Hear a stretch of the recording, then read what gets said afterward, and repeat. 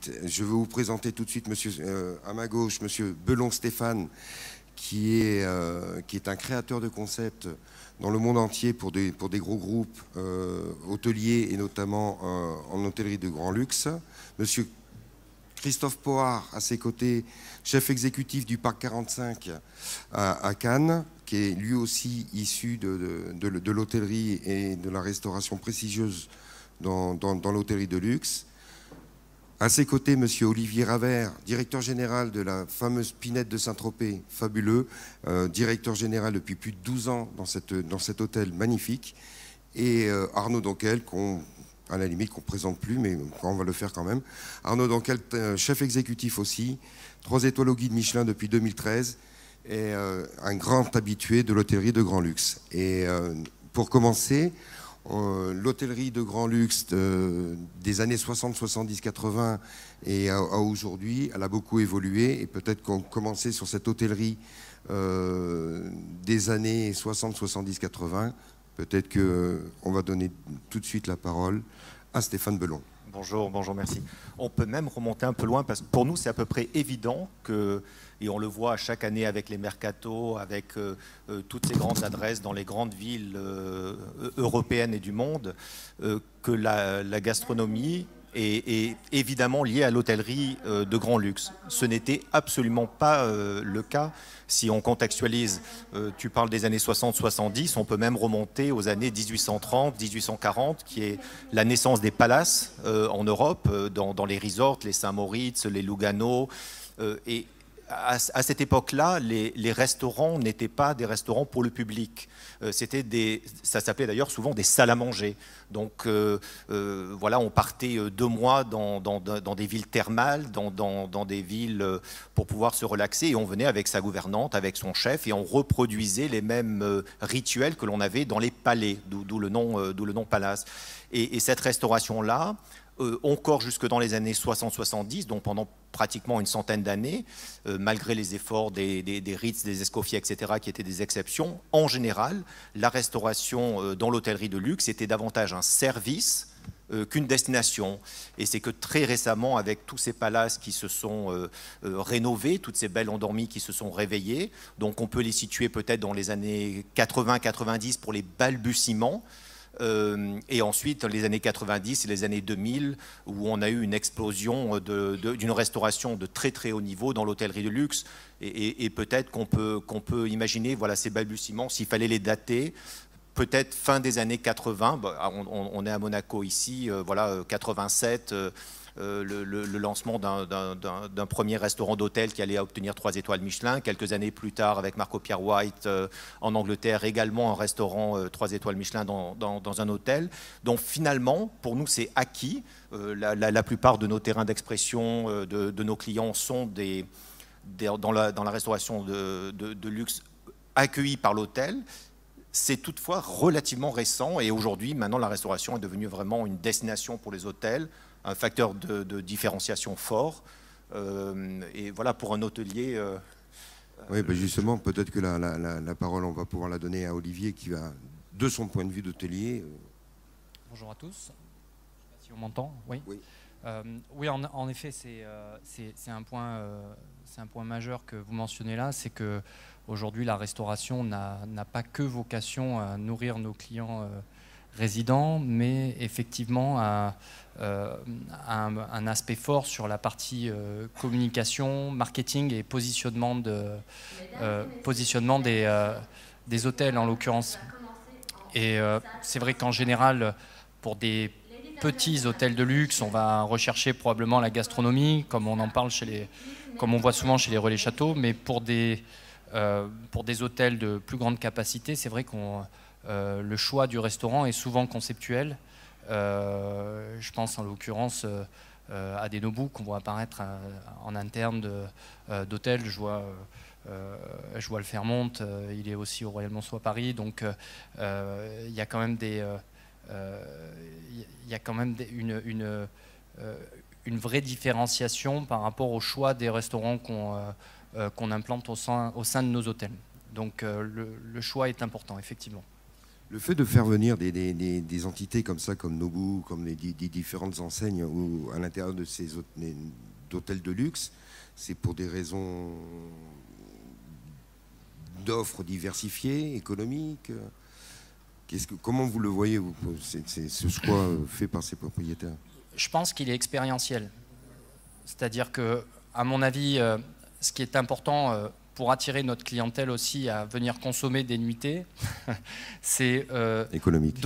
Voilà, c'est aussi d'offrir une expérience à nos clients et pas uniquement de venir dormir dans nos hôtels.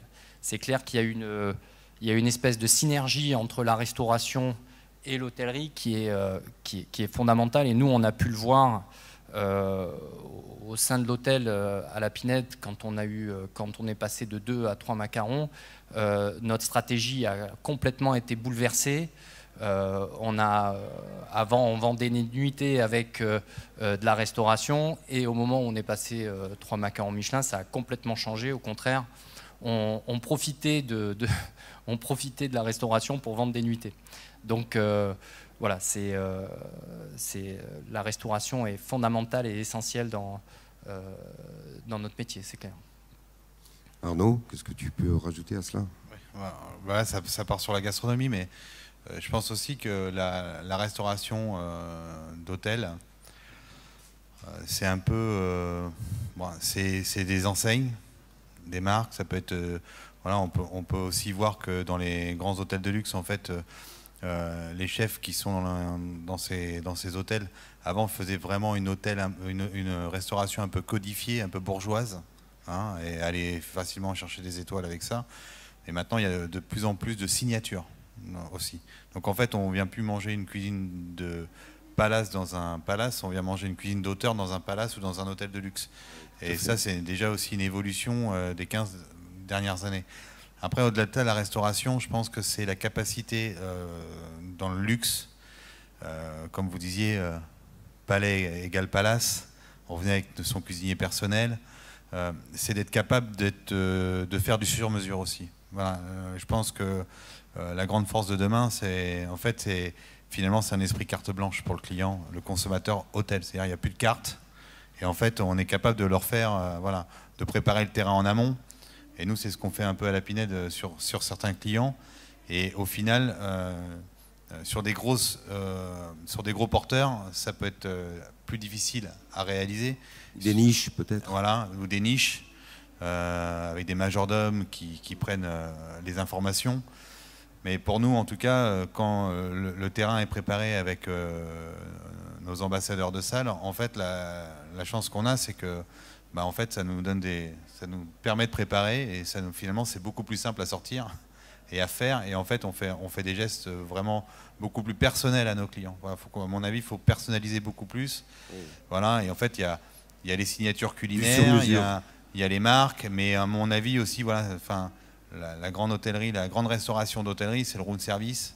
Et pour moi, la chose la plus importante dans un hôtel, c'est même pas une table gastronomique, c'est le petit déjeuner. C'est-à-dire que pour moi, le petit déjeuner, c'est la chose qui, à mon sens, pour un hôtelier, accompagner un hôtelier, c'est ce qui est le plus important, parce que ça représente au moins 99% de chances d'avoir une expérience alimentaire dans un hôtel. Voilà. Nous, par exemple, sur la table gastronomique, nous on est un hôtel boutique, on va dire. Oui, tout à fait. Mais voilà, régulièrement, voilà. Peut-être dans des grosses structures, c'est 15% des gens vont avoir l'expérience gastronomique. Voilà, 35% vont avoir l'expérience all day dining. Et après, en fait, 98% vont avoir l'expérience petit déjeuner, à part celui-là qui prend l'avion de très bonne heure et puis qui prend juste un café. Mais c'est pour ça aussi, il faut bien mettre en case les choses qui sont dans un ordre croissant de priorité. Et moi, je pense que le petit déjeuner, c'est souvent quelque chose qui est un petit peu mis de côté, alors que c'est vraiment une expérience capitale de l'expérience alimentaire d'un hôtel. Voilà. Si tu veux, pour rebondir sur ça, on fait beaucoup de rénovation, de réouverture d'hôtels, de gestion de crise dans l'hôtellerie de luxe.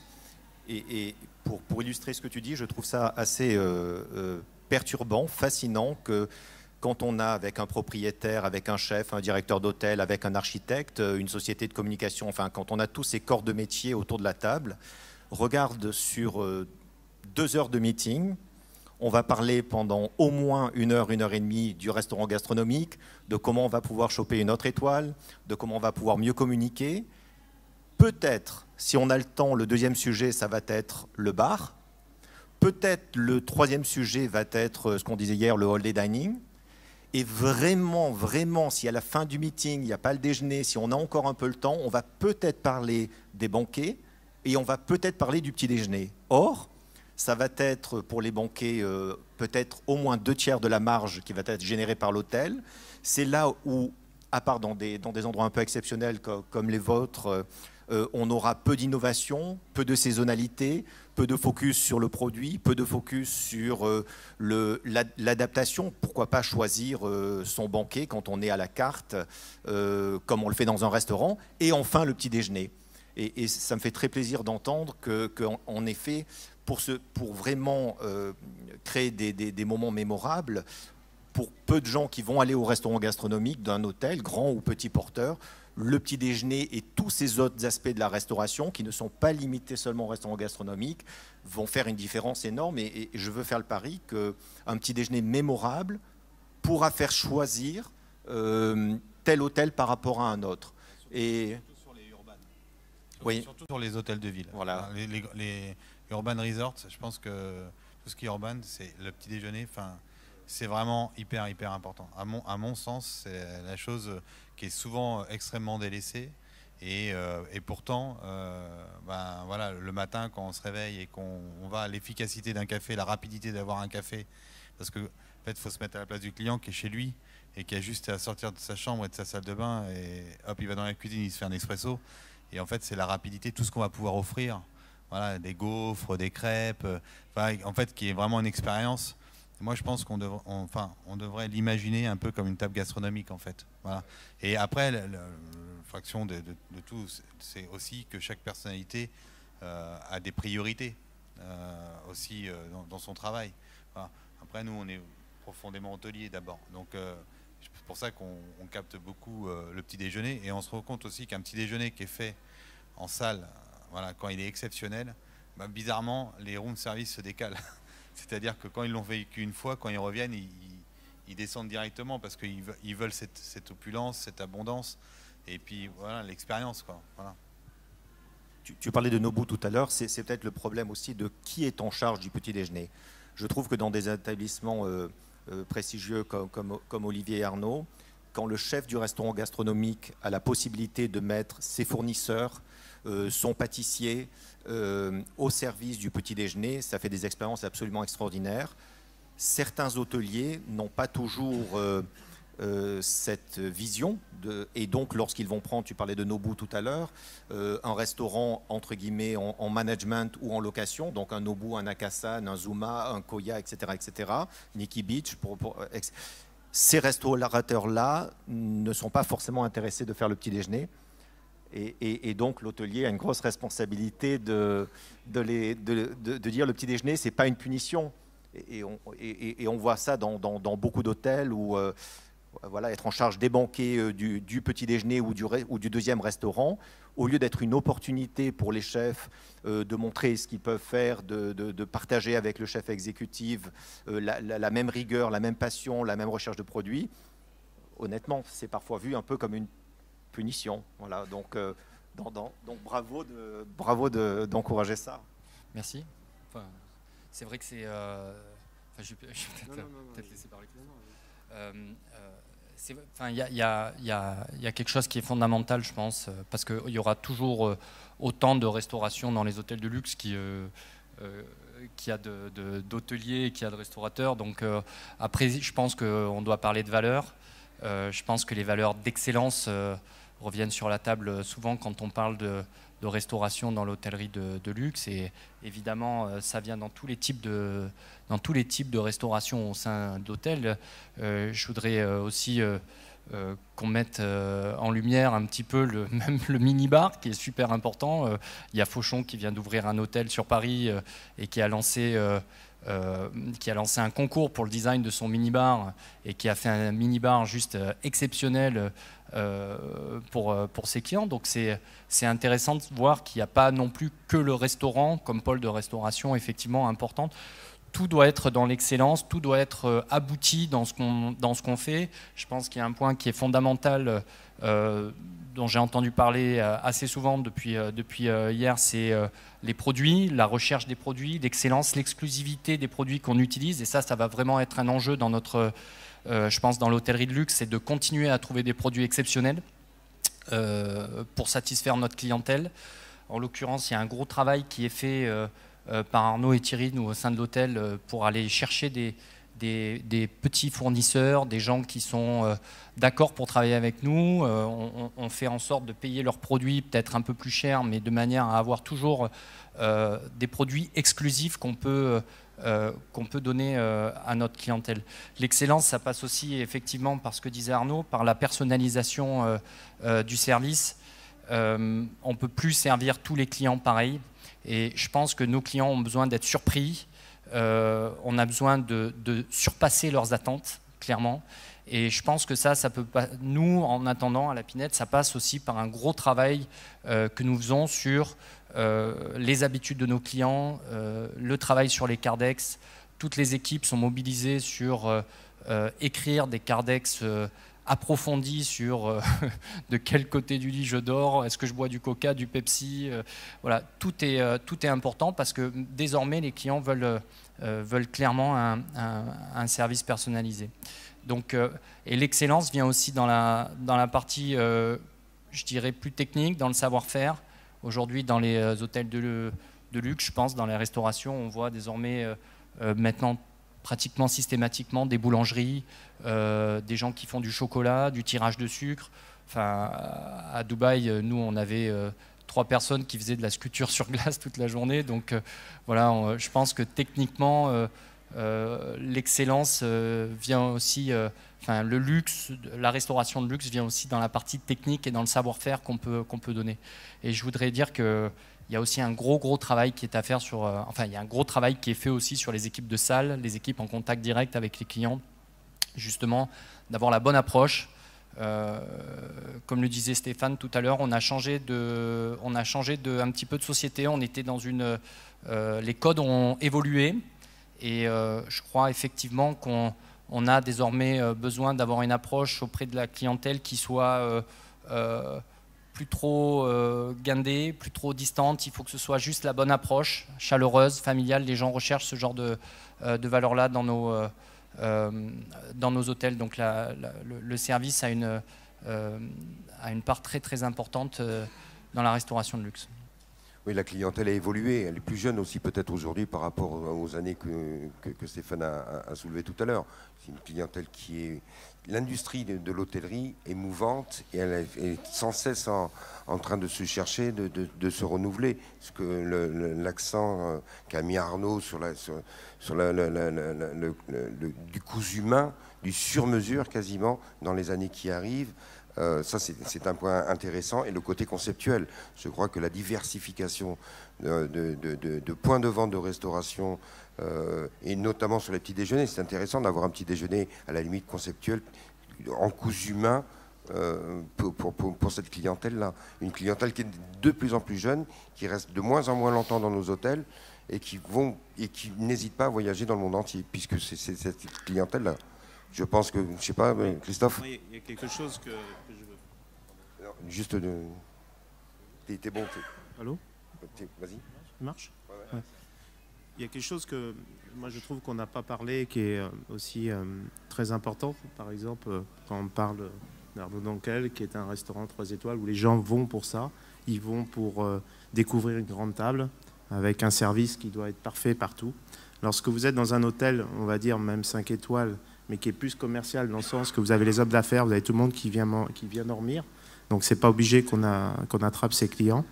Et j'ai remarqué une chose, c'est que quand ils viennent manger au restaurant, c'est de bien les recevoir, d'aller leur parler, leur demander un petit peu leurs attentes.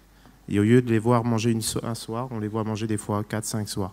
Après, c'est pas d'avoir d'ego, ça veut dire d'accepter ce qu'ils veulent manger, même si on est étoilé, de dire, bon bah voilà, vous voulez manger ceci ou cela, on vous le fait.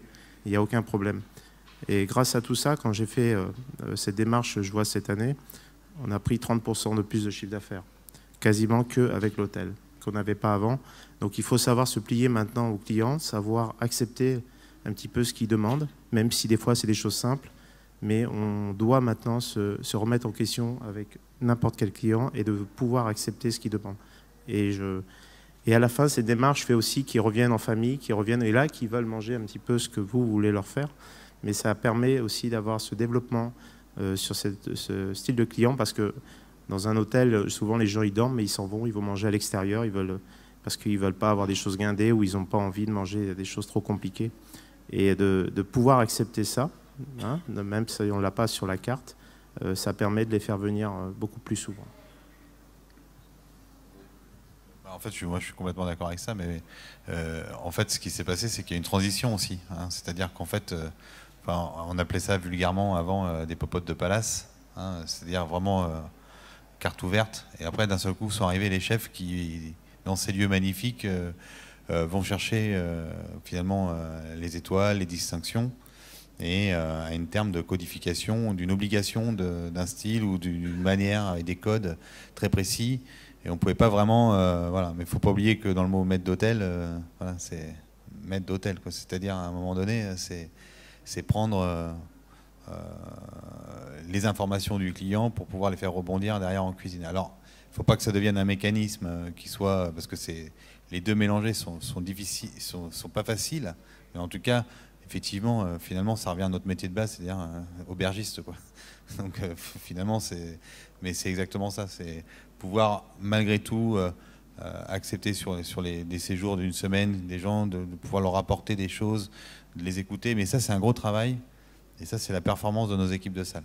C'est-à-dire que s'ils ont un super feeling avec les clients, où vraiment ils sont vraiment la personne qui vont amener avec de l'affection pour qu'ils se libèrent et qu'ils disent mais j'aimerais ça, j'aime ça, écouter, et comment à un moment donné dans leur séjour on peut leur apporter ça.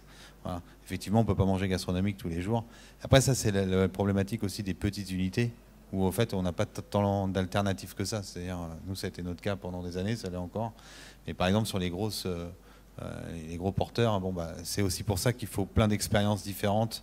Aujourd'hui, les gens, ils veulent manger partout dans le monde de l'asiatique, ils veulent manger partout un peu dans le monde de l'italien, différentes, et pas que du français et pas que de la cuisine locale, en fait. Voilà. Et peut-être aussi, ça dépend aussi où ils veulent manger. Et je crois que les directions d'hôtel et ceux qui vont créer les espaces doivent aussi comprendre que le client, s'il a envie de prendre son petit déjeuner dans le lobby parce que le lobby est superbe ou face à la vue parce que la vue est superbe, il doit pouvoir avoir bien sûr. ce choix.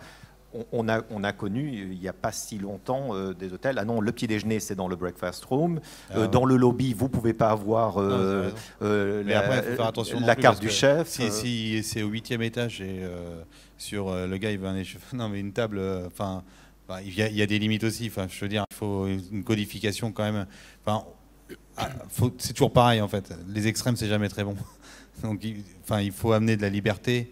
Moi, je m'excuse, mais je suis moyennement d'accord avec ça, si je peux me permettre. C'est-à-dire, à un moment donné, voilà, on ne peut pas dire, voilà, venez manger. Le client, il a l'idée de vouloir manger à côté de la conciergerie, dans l'entrée d'un lobby d'hôtel. Enfin, à un moment donné, c'est pas là qu'on mange, quoi. Donc, il faut aussi, quand même, à un moment donné, voilà. Déjà, faisons l'effort d'être capable de donner un maximum à nos clients, comme le dit Christophe, c'est-à-dire, voilà, l'écouter, pouvoir leur amener des alternatives. Enfin, aujourd'hui, c'est déjà, voilà, faire du sur-mesure. On parle de restauration, on a parlé des petits déjeuners, mais aussi l'expérience room service. Hein, comment on peut amener une expérience room service différente que d'amener un plateau sur une table dans une chambre. Ça aussi, c'est tout un process. Voilà, savoir se réinventer. Et à l'international, dans l'hôtellerie de luxe internationale, je trouve qu'on a beaucoup à apprendre. Voilà. C'est une évidence. Incroyable, parce que en fait, voilà, les chefs exécutifs, les managers ont beaucoup plus, voilà, cherchent beaucoup plus à à amener des tendances. Voilà, c'est un peu comme ces grandes villes qui changent de restaurant, comme New York qui change de concept de restaurant tous les 3 ans, parce qu'à un moment donné, les clients se lassent, donc tout de suite, ils réinvestissent dans d'autres concepts, ça tourne énormément. Et moi, j'avoue avoir fait des expériences dans des hôtels à l'international, chez des confrères, bluffantes, du petit déjeuner au room service. Et franchement, ils sont hyper avant-gardistes. Voilà, il y en a qui sont capables d'amener dans des 5 étoiles, dans des palaces, mais c'est des pique-niques qu'ils amènent en chambre. Voilà, c'est comme un pique-nique. Il y a tout. Voilà, c'est incroyable. En fait, ils bouleversent les codifications, mais avec élégance. Ouais, mais c'est tout le défi justement de la conceptualisation, du sur-mesure et de se renouveler à chaque fois. C'est ce qu'on disait tout à l'heure. Donc nous, on est resté sur des codes bien précis, mais ça évolue et heureusement que ça évolue.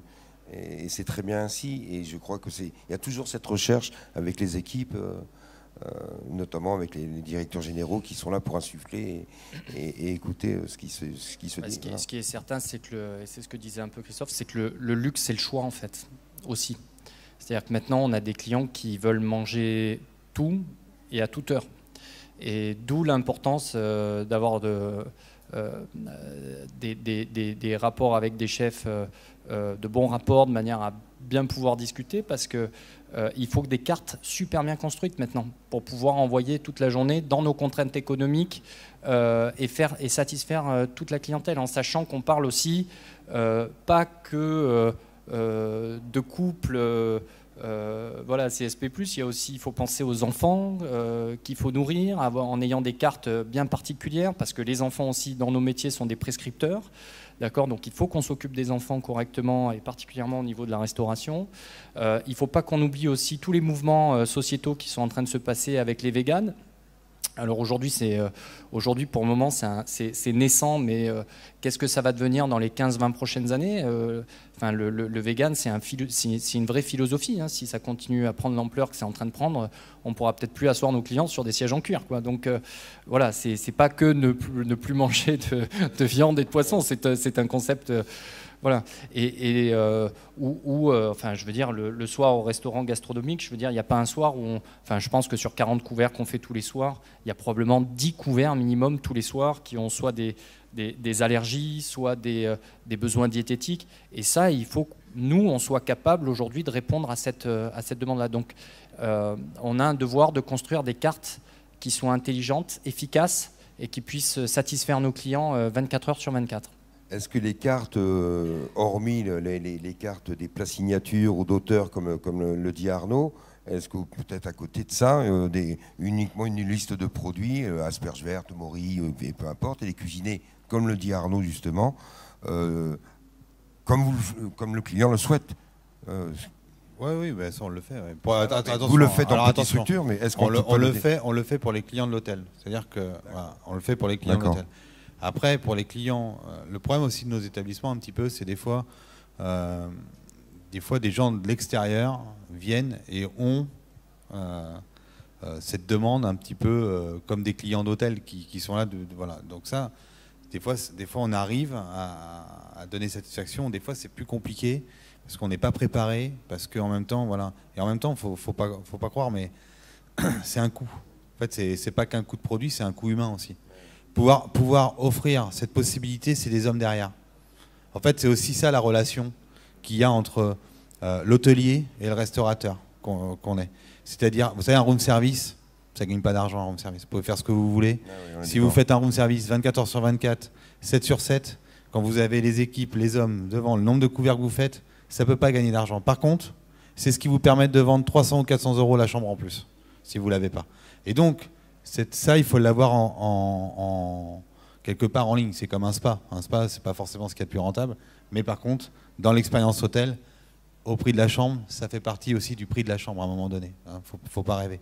Et donc, c'est aussi au manager de comprendre qu'à un moment donné, pour pouvoir amener cette liberté-là, pouvoir absorber toutes ces demandes, c'est que derrière, il faut des moyens. Et souvent, des fois, ça bloque.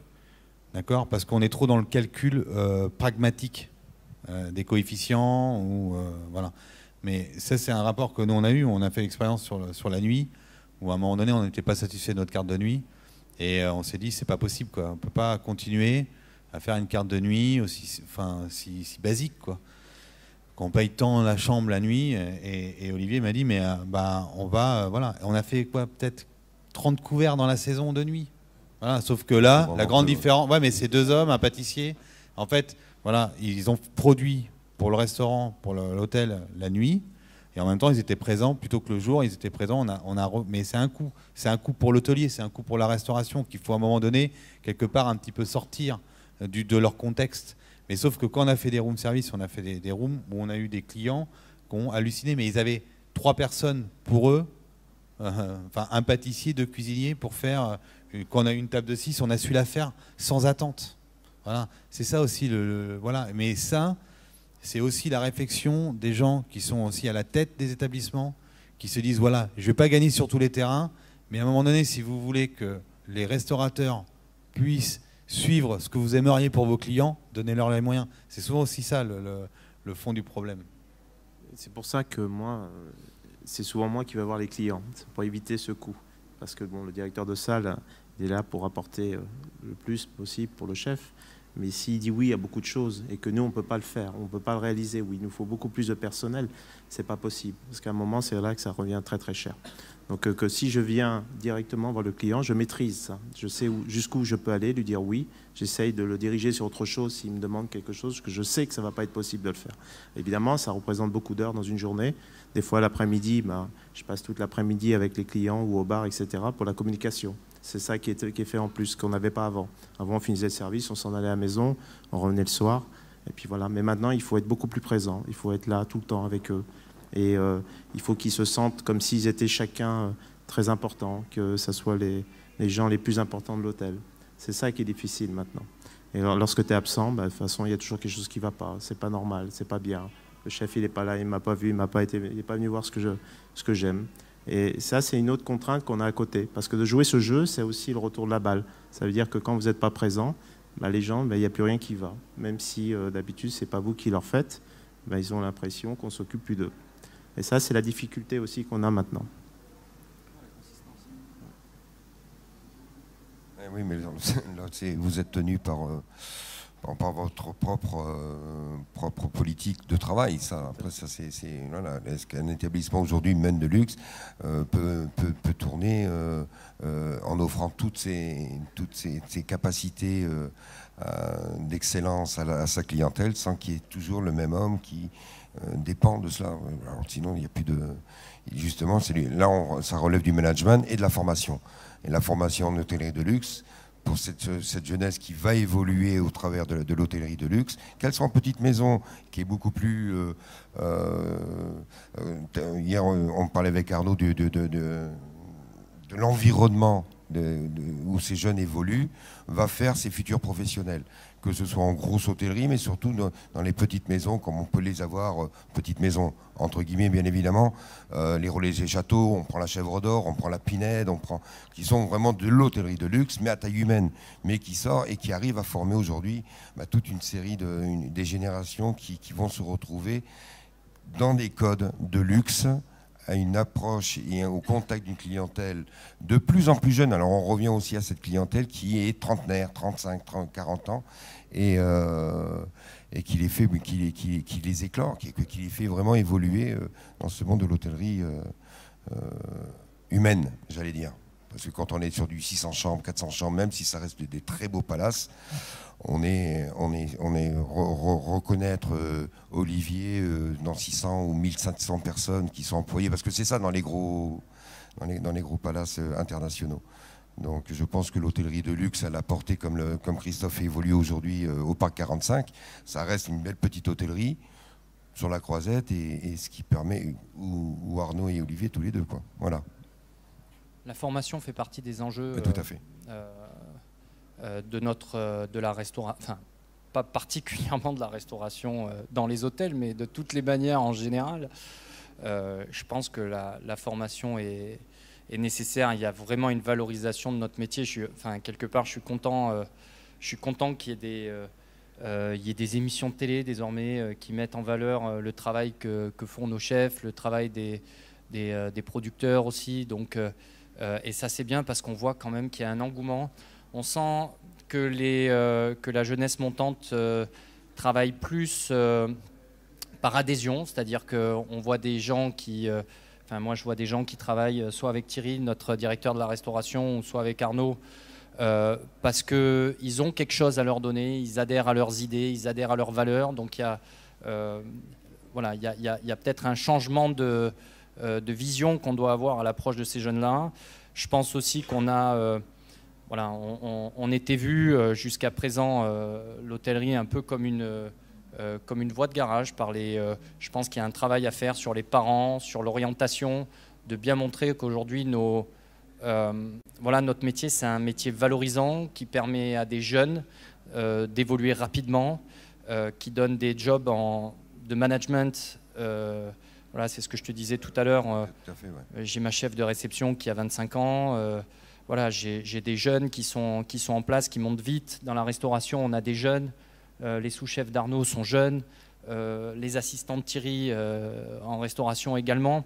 Et je pense notre métier offre des perspectives et des opportunités uniques parce qu'on est on commence à monter le haut de la vague. Et je crois qu'il faut être prêt à ça, il faut s'adapter à ça et il faut surtout le valoriser auprès des écoles, auprès des jeunes de manière... et il faut, notre rôle, c'est de le communiquer et de faire savoir qu'on est dans un métier dans lequel il n'y aura jamais de chômage et qui offre des opportunités et des perspectives de développement. Moi, je reste persuadé, pour ma part, que la formation dans des maisons comme les vôtres, c'est le top. Pour moi, je pense. Sur le terrain. Ah oui, j'en suis persuadé. Et, que des grosses structures. Et l'idée de développer du concept aussi à l'intérieur. Parce que les gens ne sont pas tous faits pour faire de la gastronomie. Il y a d'autres qui vont évoluer et s'épanouir à travers une très, très belle brasserie, une cuisine fusion, une cuisine de plage ou de piscine, mais qui seront complètement frustrés ou coincés.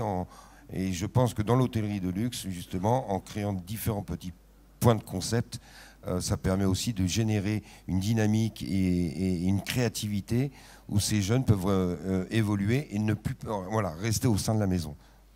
Oui, c'est vrai. Nous, on a perdu énormément de monde à la Pinède, de jeunes qui viennent, commis, chefs de rang, et puis finalement qui préfèrent aller travailler sur des plages à envoyer des pizzas parce que sur du court terme, c'est plus valorisant financièrement. Une pizza ou une pâte, ça peut être très bon à partir du moment où tout dépend qui se retrouve derrière. Non, mais il y a rien de... Et le sourire. C'est je pense qu'il y a un choix initial qui est fait par certains jeunes sur l'immédiateté. Il faut que ce soit valorisant immédiatement.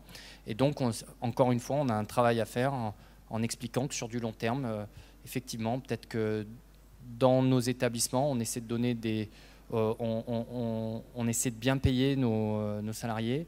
On les loge, d'accord. On loge à la Pinède environ 120 personnes, donc ça fait beaucoup de monde. Donc on essaie de faire en sorte que les conditions de travail soient bonnes pour qu'ils se sentent bien dans leur travail. Mais c'est vrai que sur la partie salariale, on a pu constater des jeunes qui partaient rapidement dans des établissements de plage ou encore une fois dans des brasseries ou des pizzerias parce que financièrement c'était plus valorisant immédiatement. Voilà.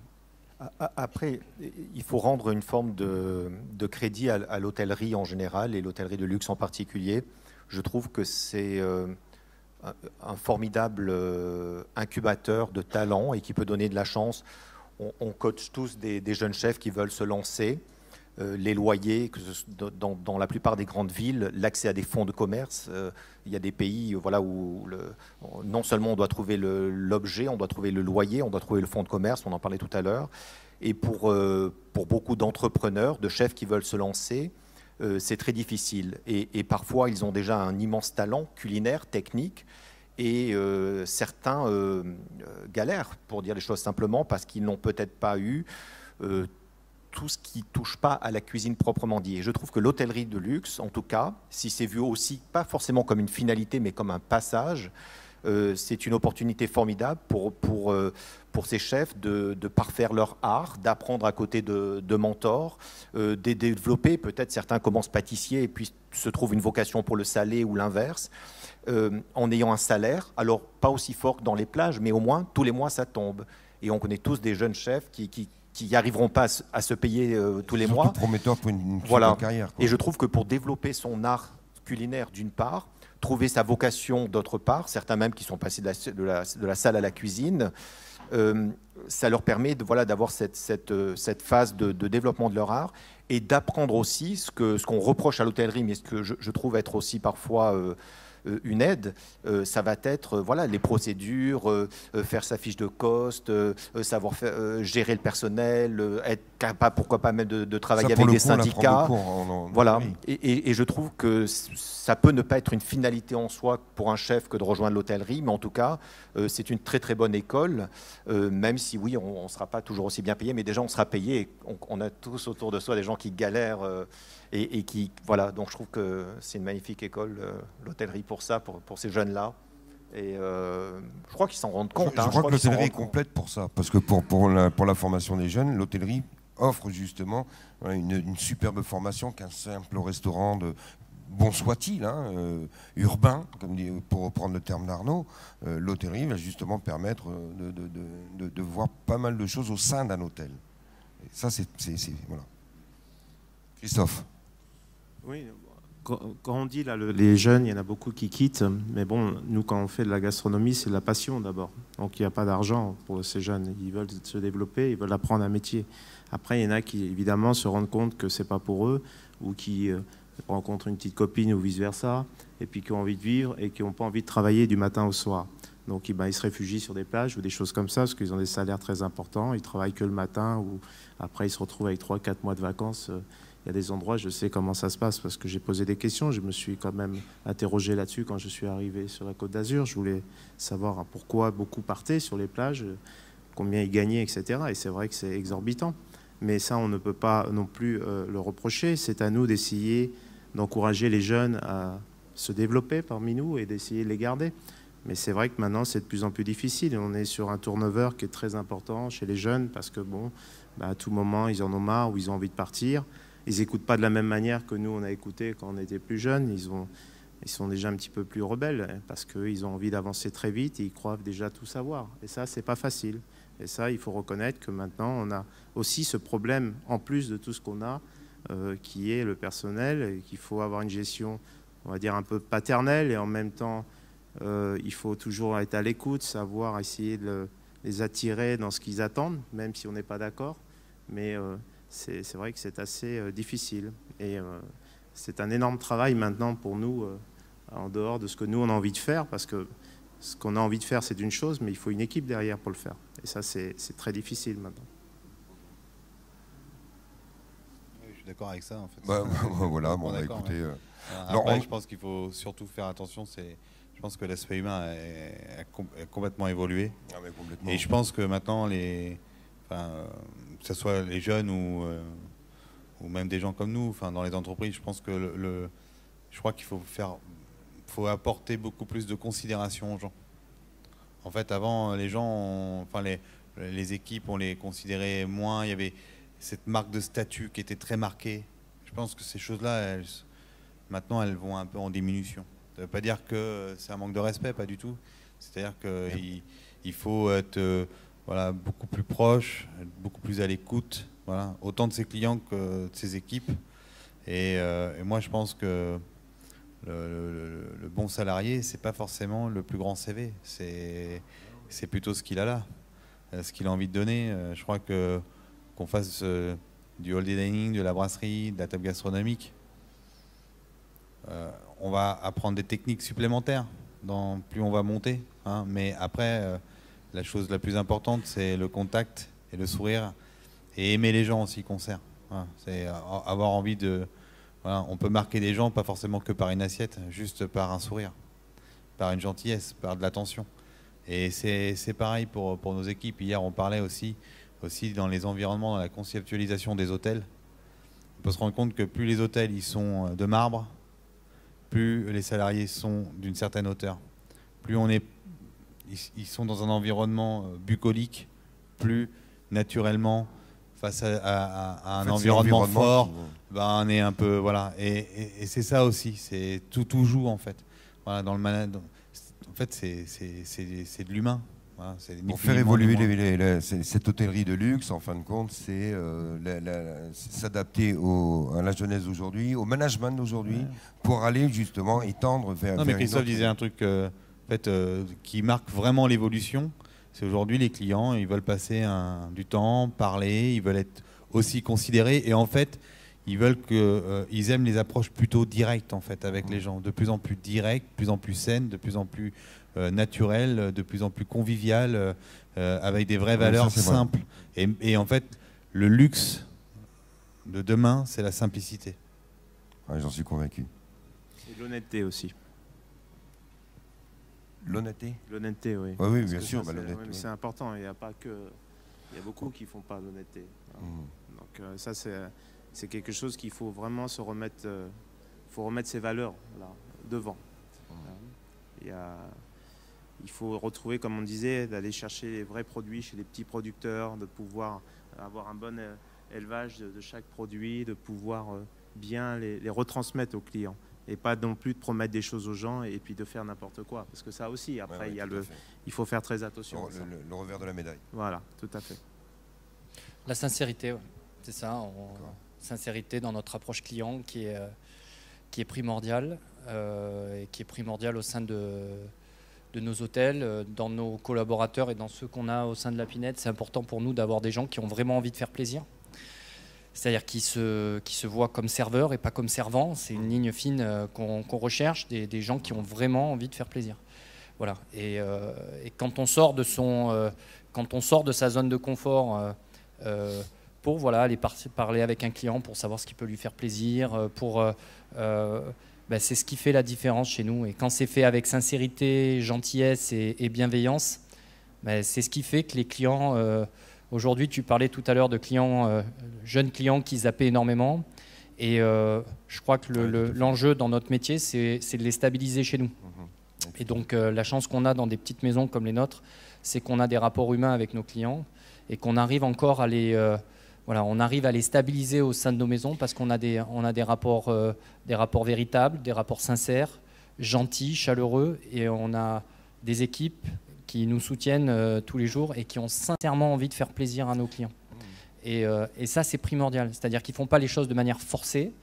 Comme on dit souvent au sein de la Pinette, on voit souvent les cuisiniers aider les équipes de salle. On voit souvent les équipes de salle aider les cuisiniers. Oui, tout à fait, Mais à la fin, et pareillement, dans tout l'hôtel, c'est comme ça, c'est qu'à la fin, le seul qui a raison, c'est le client. Voilà. Et peu importe le job sur lequel tu as été, préposé, à la fin, s'il faut sortir de ta zone de confort pour faire plaisir aux clients, c'est le principal. Voilà. Et donc voilà, je trouve que ça fait partie aussi des enjeux de notre métier et de ce qu'on apprend aux équipes au sein de nos maisons. C'est d'avoir cette envie sincère de faire plaisir aux clients. C'est quand même beau d'avoir un métier où on fait plaisir à des gens. Ah, mais c'est fabuleux, oui, tout à fait. Bon, mot de conclusion pour tout le monde, parce qu'on arrive à la fin de cette conférence. Arnaud ? De donner du plaisir aux gens, voilà, tout simplement. Être à leur écoute, sur mesure. Pareillement. Voilà, je pense que l'évolution sur mesure, sincérité, honnêteté. Je pense que on a un patron à la Pinette qui, dans le groupe auquel on appartient, qui dit la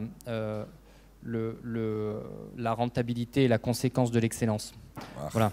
Et donc à partir du moment où on a ces valeurs-là, économiquement les choses, on stabilise nos clients et les choses sont beaucoup plus simples. Et ce qu'on a investi d'un côté, à la fin on le récupère de l'autre parce que on a du staff qui est stable, on n'a plus besoin de former ou beaucoup moins parce que les équipes sont stables. Nos clients sont présents avec nous, on a beaucoup de return guests et donc dans ces cas-là, ça nous permet d'avoir moins d'efforts de vente à faire. Donc là aussi, économiquement, on s'en sort mieux.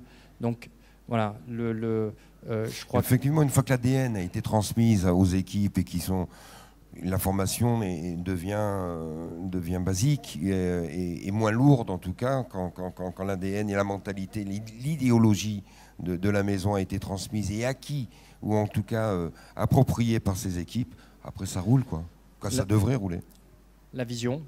Oui, la vision, et stratégie. Et le déploiement. Tout à fait. Mais il ne faut pas croire que tout est acquis. Il faut faire attention, ça peut vite retomber le soufflet. Donc il faut quand même être tout le temps c'est ce que je veux dire. Être à l'écoute et faire attention à ce qu'on fait quand même. C'est la formation, c'est quand les gens s'approprient une formation que vous leur donnez, et puis la vigilance reste de rigueur. On est en hôtellerie de luxe, on est sur du luxe, donc c'est pas pour ça qu'il faut laisser tourner le dos au lait qui est en train de bouillir. C'est pas du tout dans ce sens-là que j'entendais. Là, c'est une belle perche pour peut-être une petite conclusion. C'est attention à l'hôtellerie 3 et 4 étoiles.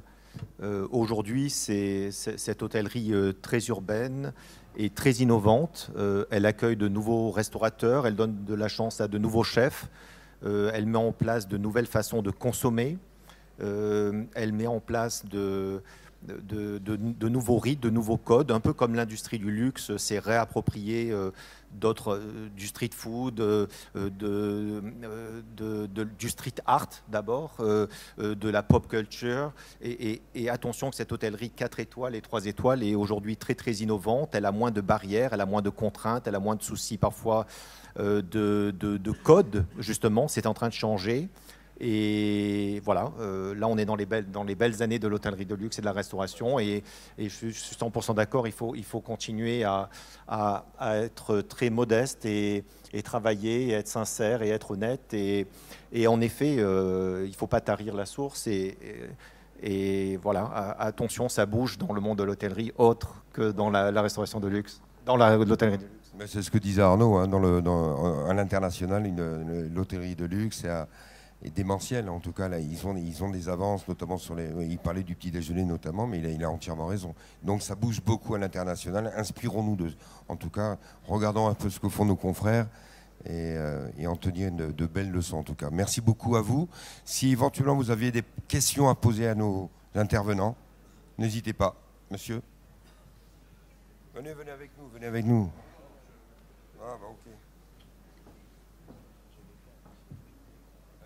Je voulais recueillir votre point de vue sur 3 tendances que j'observe. Le premier, dans l'hôtellerie de luxe, c'est les brunchs. Quel est votre avis dessus? Le deuxième élément, c'est que je m'aperçois que les palaces dans les grandes villes ont la course aux étoiles, mais c'est-à-dire que toutes les tables, ils veulent que ce soit étoilé. Georges V, par exemple. Et donc, en l'occurrence, je sais que vous avez une offre, par exemple, à la Pinette, il y a un restaurant le midi, un restaurant le soir. Est-ce que, de votre point de vue, il faut également être distingué au niveau de cette table-là? Et enfin, pardon, c'est 3 questions en même temps. Et la troisième, c'est que les palaces, quand ils veulent se diversifier sur la restauration, partent toujours du principe qu'il faut une restauration étrangère. Alors, est-ce qu'il faut désincarner la gastronomie française dans les palaces? Arnaud, à toi l'honneur. Alors, déjà sur la dernière question, je pense que les grosses structures, la clientèle a envie indéniablement malheureusement, d'ailleurs les holiday dining à la base sont faits pour faire des cartes un petit peu internationales, on retrouve un peu tout, mais de plus en plus, voilà. Mais c'est pas pour autant qu'on se sépare de notre cuisine française, hein, bien au contraire, parce qu'en fait, même à l'international, il y a des restaurants français aussi à l'international, dans des structures, voilà. Et en fait, c'est juste qu'ils veulent, voilà. Actuellement, on est dans une période où, quand on a 180 chambres, si on n'a pas de restaurant asiatique, il manque quelque chose. Actuellement, dans 10 ans, ça sera peut-être autre chose. Oui, ce sera voilà, autre mais chose. en même temps, voilà, ça n'empêche que, voilà, on peut avoir une table gastronomique à côté, une table française, une brasserie française, purement française, bien établie. Mais aujourd'hui, voilà, et en même temps, c'est aussi dans le lien. Vous savez, on parle des différentes restaurations. Mais pourquoi ils diversifient aussi? C'est parce qu'au moins, ils ont les hommes et les structures qui leur permettent aussi de faire avancer leur room service. Parce que quand on a... Voilà, en fait, ça leur permet d'avoir aussi un client de Palace, des fois, il veut une pizza. C'est bête, mais voilà. Et Ouais, ça non, permet mais de tout le à fait. faire très facilement, en fait, parce qu'en fait, on est déjà armé sur les côtés, et en fait, ça remonte en pyramidal sur le service room service. Et après, pour la restauration, nous, on a une restauration le midi qui est une restauration alternative, qui est sincère, qui est franche, qui n'est pas forcément sophistiquée, qui est près du produit. Mais en même temps, nous, on l'a fait de manière... voilà, on peut pas les faire vivre ensemble, en fait. On les fait vivre un le matin, un le soir, parce que bon, faire de la gastronomie à Saint-Tropez le midi, c'est compliqué. Mais en même temps, je pense actuellement, de toute manière, je pense que plus on va avancer, plus au moins il faudra 2 restaurants. Voilà. Et on voit bien déjà, voilà, dans les structures, il faut des alternatives. On a envie d'aller simplement manger, être habillé très simplement, pas être obligé de s'habiller. Enfin, voilà, les codes changent et les gens, ils ont besoin de se dire ce soir, je vais là, c'est simple, je vais me régaler. J'ai une simple pâte, j'ai une simple volaille rôtie. Voilà. Et monsieur avait soulevé aussi du fait de ces palaces parisiens qui veulent tous les différents restaurants, les différentes tables, avoir des étoiles partout. Bon, ça, c'est une question de politique, ça, je pense. Hein. Non, c'est une vision. Moi, je pense que c'est Une une vision. vision. Voilà, c'est Après, une le question Georges politique, V, le Georges V, ils ont une vision qui leur est propre, que je trouve qu'elle est hyper intéressante. Ce qu'ils ont fait, c'est même très grand. Ah oui, tout à fait. Voilà, ils ont voulu faire quelque chose aussi différent des autres hôtels parisiens. Ce qui serait intéressant de voir, c'est si les autres hôtels partent sur la même. Voilà. Est-ce que les autres vont être des suiveurs? En fait, c'est ça la vraie question. Voilà. Ou est-ce qu'ils vont le laisser, voilà. Après, c'est très intéressant. Voilà. Mais d'autres, moi, j'aime le Royal Monceau à différentes restaurations. Je pense qu'aujourd'hui, voilà. Mais après, les étoiles Michelin dans les hôtels, c'est très français quand même. Je pense que ça se développe un petit peu à l'étranger, mais c'est quand même assez. C'est vraiment, voilà, c'est assez français, assez européen. Maintenant, on trouve des grandes tables, ça vient de là, mais enfin voilà, moi je trouve que le vrai changement, c'est qu'aujourd'hui, dans ces hôtels, il y a des signatures culinaires qu'il n'y avait pas il y a 20 ans. Non, mais ça, voilà. c'est vrai. C'est ça déjà la grande évolution. Et je pense qu'aujourd'hui, on le voit avec nos clients. Enfin, sincèrement, voilà, nous, ils attendent, nos habitués, ils attendent qu'une chose, c'est d'avoir une deuxième table plus simple pour manger des choses plus simples, un poisson grillé, avec une belle vierge. Mais ce qui n'existait pas avant, hein, on en parlait. Non, mais il y a un défi, même dans les hôtels, il y a un défi demain, c'est être capable de faire une restauration où on va pouvoir réussir à mixer toutes les religions, toutes les allergies, et toutes les manières alimentaires, du vegan au végétarien. Et ça, je pense que le vrai défi de demain, c'est ça, c'est cette restauration-là dans un hôtel de luxe. C'est comment réussir à faire ça. Démocratiser l'approche de l'hôtellerie de luxe. Parce qu'il y a 20 ans, pour faire entrer des clients dans un hôtel de luxe, c'était un peu compliqué. Clientèle extérieure. Aujourd'hui, monsieur vient de soulever les brunchs, ce qui a permis aussi d'ouvrir l'hôtellerie de luxe et une population extérieure, qui a fait connaître nos hôtels de luxe ou la cuisine d'un chef à travers les brunchs un dimanche. Et d'ailleurs, les brunchs cartonnent dans les pays du Nord, notamment en Belgique et autres, où il y a des brunchs, ils rivalisent de créativité. C'est terrible pour un coup, mais ce qui permet aussi de faire connaître l'hôtellerie de luxe. Ouais, après, alors, ça, les brunchs, c'est top, mais je pense que, moi j'adore les brunchs, je trouve ça génial. Mais pour réussir à faire un brunch, c'est encore plus simple, je pense, d'être dans des grandes villes, quand même, parce qu'il faut, pour amortir un brunch, il faut quand même une certaine population. Et des fois, pour les hôtels, c'est difficile, par exemple, un hôtel parisien, d'aller chercher une clientèle parisienne. C'est pas si simple que ça. Oui, parce que et pareil, voilà, dans les grandes villes. Et après, il faut aussi un certain nombre de chambres qui permettent de faire descendre des gens pour amortir un brunch. Parce qu'un brunch, c'est extraordinaire quand un brunch. C'est difficile à amortir. Hein. Voilà, mais il faut qu'il soit opulent. Il faut vraiment pour qu'il soit magistral. Là, il faut une grande opulence. Et donc, il faut forcément, derrière, le moteur, c'est le potentiel que tu vas pouvoir capter en client. Parce que bon, voilà, nous, on ne s'essaye pas parce qu'on est une petite unité. Et franchement, on a peur de l'échec. Parce qu'on se dit, voilà, et du coup aussi de la perte. Il y a des coûts qui sont importants, on est d'accord. Est-ce que ça a répondu à votre question? Okay. C'est vrai qu'aussi, je rebondis rapidement sur la partie brunch. C'est vrai qu'il y a un phénomène aussi pour nous hôteliers de gaspillage. Je pense que les codes aussi qui évoluent, c'est de se dire voilà, est-ce qu'on fait et c'est pour ça qu'Arnaud a tout à fait raison dans ce qu'il dit, c'est que quand on veut faire un brunch et qu'on veut faire bien, et particulièrement dans des hôtels comme les nôtres, on va le faire de manière aboutie. Ça va nécessiter des recharges de buffet jusqu'au bout, c'est-à-dire que jusqu'à 15h30, quand on prend le dernier client, il faut que le buffet soit au top. Et il y a un vrai sujet d'avoir des produits qui se périment pas ou peu, de manière à ce qu'ils ne soient pas gaspillés, parce que le gaspillage et le déchet sur ces buffets-là sont assez majeurs. Alors c'est vrai que dans la partie petit déjeuner, désormais c'est un petit peu plus conventionnel, c'est-à-dire qu'on sait qu'on a pratiquement 98% ou 95% des clients qui viennent prendre un petit déjeuner, donc on sait à peu près ce qu'on va passer.